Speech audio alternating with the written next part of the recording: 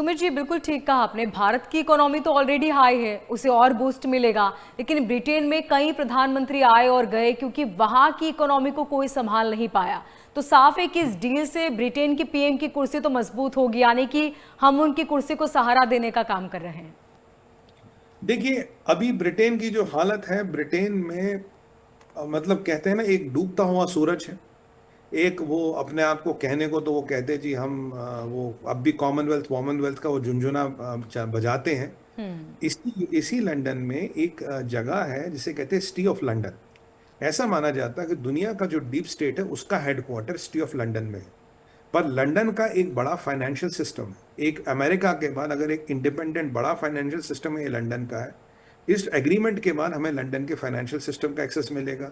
देखिए जी, हम ऐसे लोग हैं, देखिए कहते हैं ना, जब हाथी चलता है तो छोटे मोटे जानवर दाएं बाएं हो जाते हैं। हम्म। वाली हाथी वाली चाल है, ये छोटे मोटे लोग दाएं बाएं होते थे, वो जमाने लगान वगान के गए, इन्होंने हमें लूटा खसूटा वाला गया। पर हाँ, मेरी उम्मीद जरूर होगी इनसे कि अगर इनमें जरा सी भी गैरत है, हमारा कोहिनूर ये लौटाएंगे। जो उन्होंने हमारे यहाँ से देवी देवताओं की मूर्तियां चुराई है वो लौटाएंगे। और जो भी उन्होंने हमारे राष्ट्रीय सम्मान की चीजों को लूटा है वो लौटाएंगे। और मैं अपेक्षा करूंगा आने वाले टाइम में ये बंगाल फेमेन के लिए माफी मांगेंगे, क्योंकि हम्म। इन्होंने हमारा खाना डाइवर्ट किया था। वर्ल्ड वॉर के चल रही थी, इन्होंने अपने सिपाहियों के लिए हमारा खाना डाइवर्ट किया और हमारे यहाँ बंगाल में कई सारे लोग मरे। बहुत दर्दनाक फेमिन था। और जब चर्चिल से पूछा गया तो उसका जो टिप्पणी थी, अब मैं अभी बोलूंगा नहीं क्योंकि उससे माहौल खराब होगा, पर ये चीजें कुछ गांव हमारे दिलों पे हैं। और जनरल डायर को मत भूलिएगा, जलियांवाला बाग, हम्म। वो चीजों का हिसाब अभी होना बाकी है जी। उस पर माफी तो आनी ही चाहिए और आगी। पर मैं मानता हूं कि आज जो यूके के मैं जो बयान देख रहा हूं, मोनिका जी, वो लोग घुटनों पे आ गए हैं। वो लोग ये कह रहे हैं, मान रहे हैं कि भैया अगर ये नहीं होता, हमारी दाल रोटी, हमारी नैया डोल जाती, हमारी दाल रोटी नहीं चलती। मैं ये भारत के प्रधानमंत्री की बहुत बड़ी जीत मानता हूं। और आपने अब भारत का झंडा यूरोप के हार्ट में लगाया, उसके हार्ट में लगाया जिसने आपको 200 साल तक गुलाम रहा। आज वो आपके सामने खड़ा, मालिक, बिल्कुल। एफटीए कर लो नहीं तो हमारी तो डूब जाएगी। बहुत बड़ी उपलब्धि है मोनिका बहुत जी। बड़ी, वाकई वाकई। एक सवाल और सुमित जी, जो बार बार मेरे जहन में आ रहा है कि एक तरफ भारत ब्रिटेन के बीच डील हो रही थी और दूसरी तरफ यूरोपियन यूनियन और चीन के बीच मुलाकात, क्या खिचड़ी पक रही थी दोनों के बीच? देखिए, आपने बड़ा अच्छा प्रश्न पूछा। ये जो कहानी इसकी यहाँ से शुरू हुई। अभी जो यूरोपियन यूनियन है, ये कहने को आपको एक बड़ा समूह लगता, 28 मुल्क है इसके अंदर। हम्म। हर एक के अपने अपने कॉन्फ्लिक्टिंग इंटरेस्ट है, हर एक के अपने अपने अ, विचार है, एक कॉन्फ्लिक्टिंग इंटरेस्ट है।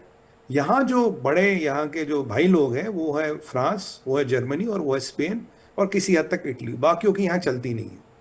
इनकी परिस्थिति ये है, इनकी आबादी जो है, मीडियन एज जो कहते हैं ना, एवरेज एज, वो बढ़ रही है। इनका इंडस्ट्रियल आउटपुट किसी का 1%, किसी का 0.8%, किसी का 0.2%।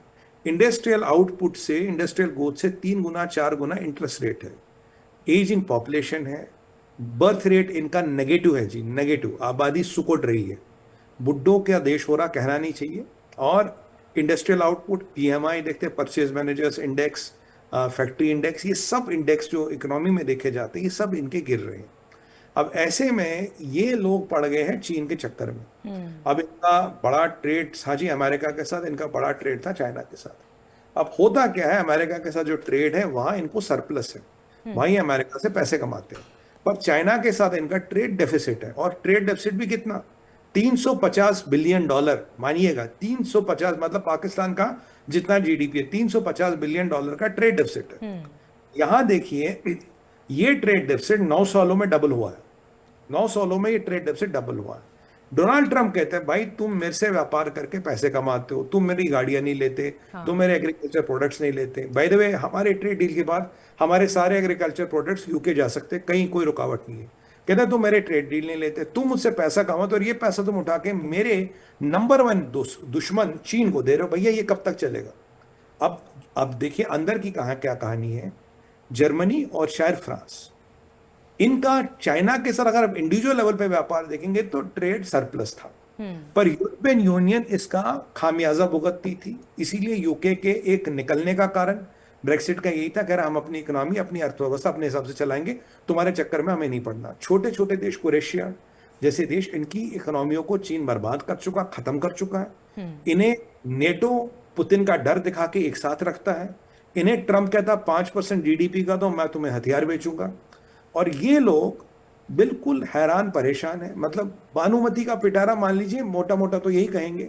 अब इन्होंने क्या कहा था, इन्होंने कहा जी हम यूरोप का, ईयू का एक ट्रेड अधिवेशन कर रहे हैं।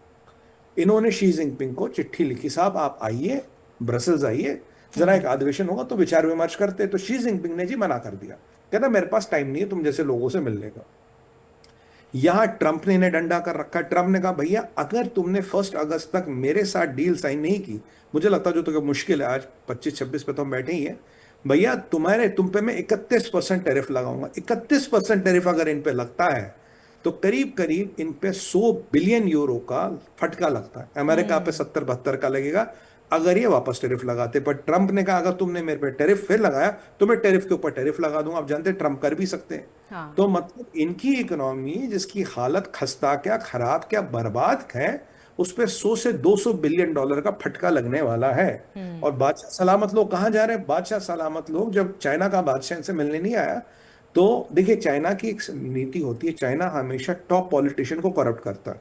हमारे यहाँ भी कुछ लोगों ने एमओयू साइन किया था ना चाइनीज कम्युनिस्ट पार्टी के साथ, आपको याद होगा। तो ये टॉप पॉलिटिशियन को करप्ट करते, तो मोदी जी इनके हाथ नहीं लगते। आप जानते हैं मोदी जी इज नॉट करप्टेबल, ये सीआईए की भी रिपोर्ट है। ये आदमी का आप कुछ नहीं कर सकते, is not up for sale. ये सीआईए बहुत साल पहले कह चुकी है। ये क्या करते हैं, इन बड़े बड़े पॉलिटिशियनों को खरीद के रखते हैं, बड़े बड़े पार्टियों को फंडिंग देते हैं, रादर देन कि अमेरिका के साथ वो अपनी जो रिश्ते हैं उनको सुधारे, वहां ट्रेड सरप्लस है उनके साथ। ये साहब उठ के चले गए चाइना। ये तभी चाइना चले गए क्यों, यहाँ अमेरिका, यहाँ आया डंडा अमेरिका का 31 अगस्त का। यहाँ मोदी जी पहुंचे यूके और ये भाग के पहुंच गए चाइना। अब चाइना में इनकी उर्सुला वन डेन जो यूरोपियन यूनियन की हेड है वो है, इनके कुछ ट्रेड कमिश्नर वगैरह है। अब भी शायद शी जिनपिंग इनसे बीजिंग में मिले।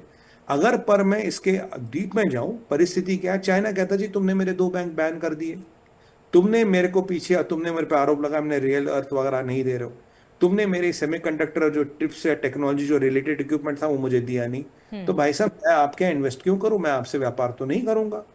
और समस्या ये है, आप बोलोगे मुझे 350 बिलियन का ट्रेड डिफिसिट है, तो फिर भी ये क्या करने गए वहां पे? बड़ा ना भैया, सबसे बड़ा रुपया यूरोप का कौन सा लीडर चाइना के पेरोल पे है, ये वक्त बताएगा। डेफिनेटली कुछ रोल पेरोल में। और यहाँ फ्रांस के मैक्रोन साहब कहते हैं कि अगर अमेरिका हम पे टैरिफ लगाए, एक होता है instrument of cohesion. Instrument of cohesion होता है जब आप एक्सट्रीम कंडीशंस पे उसको, मतलब वो ब्रह्मास्त्र है, ये यूज करो। जबकि उर्सुला वन डेन करी भैया दुनिया बहुत बड़ी है, ये अभी यूज कर लियो तो आगे क्या करेंगे। मतलब यहाँ अमेरिका के साथ मतलब खून बहाने वाली परिस्थिति हो रही, जहां चाइना के साथ 350 बिलियन का ट्रेड डिफिसिट है, ये बीजिंग में बैठे हैं। और हालत ये है कि इन्हें ये नहीं पता कि शी जिनपिंग इनसे मिलेगा या नहीं मिलेगा। मजबूरी है मोनिका जी, किसका वीडियो किसका टेप चीनियों के पास होगा कुछ नहीं पता। बिल्कुल, तो ये बिल्कुल। चाइना चले गए, मजबूरी है, बिकाऊ हैं ये लोग, ये अपने देश के साथ गद्दारी कर रहे हैं। नेगेटिव बर्थ रेट है इनकी, 0.8 के से भी कम बर्थ रेट है इनकी। मतलब अगर आप अभी देखेंगे जिस हिसाब से भारत ने अपने पत्ते चले हैं, और अगर आप इनसे कंपेयर करें, इनके पत्ते बिल्कुल फेल हैं। और मैं आपको याद दिला दूं, ये वही लोग हैं जिन्होंने भी नायरा एनर्जी पे हम पे प्रतिबंध लगाया था। ये वही लोग हैं जिन्होंने हमारे जो नायरा एनर्जी रशिया और हमारा जॉइंट वेंचर उस पर प्रतिबंध लगाया। मैंने आपको बोला था करीब 20 से 30 बिलियन डॉलर का फटका। ये वही लोग हैं, ये वही लोग हैं जो रशिया से ऑयल और एनर्जी लेते हैं पर हम भाई दूसरा पहाड़ा पढ़ाते हैं। ये वही लोग हैं जहां ट्रेड सरप्लस है वहां जाते नहीं, पर जहां 350 बिलियन डॉलर का ट्रेड डेफिसिट है वहां बीजिंग में जाके बादशाह सलामत आएंगे और उनसे बात करेंगे, उसमें लगे हैं। आप बताइए अगर यहाँ आदमी का चरित्र बिकाव ना हो, कोई लॉजिक मुझे दे दीजिए, ये बीजिंग में क्या कर रहे हैं? इनका वहां जाने का कोई मतलब नहीं। चाइना अपना वर्चस्व दिखा रहा। और स्टोरी में को टर्न है, जब इन्होंने कहा बीजिंग जा रहे हैं तो हमारे ट्रम्प बहादुर भी अचानक बोल रहे हैं कि मैं बहुत जल्दी ही बीजिंग जाऊंगा। अब यहाँ ईयू में और आपके ट्रम्प बहादुर में एक प्रतिस्पर्धा लगी है कि बीजिंग को से कौन कितना निचोड़ेगा। मतलब अगर ट्रम्प बीजिंग जाके कुछ उल्टी सीधी बात करे, कुछ नया शगुफा छोड़े, कोई नई बात करे, तो आप हैरान मत होइएगा, ये ट्रम्प है, कुछ भी कर सकते हैं। क्योंकि अमेरिका की भी हालत आर्थिक बहुत खराब है, कोई बहुत अच्छी नहीं है, डेट बढ़ता जा रहा है जिसपे हम बात कर चुके हैं। बिल्कुल। तो यहाँ पे अगर मैं देखूं, अगर किसी ने अपने पत्ते बहुत सही चले हैं, मैं अब तक कियर स्टार्मर को मानूंगा, और मोदी जी तो खैर हमेशा चलते ही चलते उनके बारे में क्या बोले, वो तो सूरज को दिया दिखाने वाली बात बिल्कुल। है।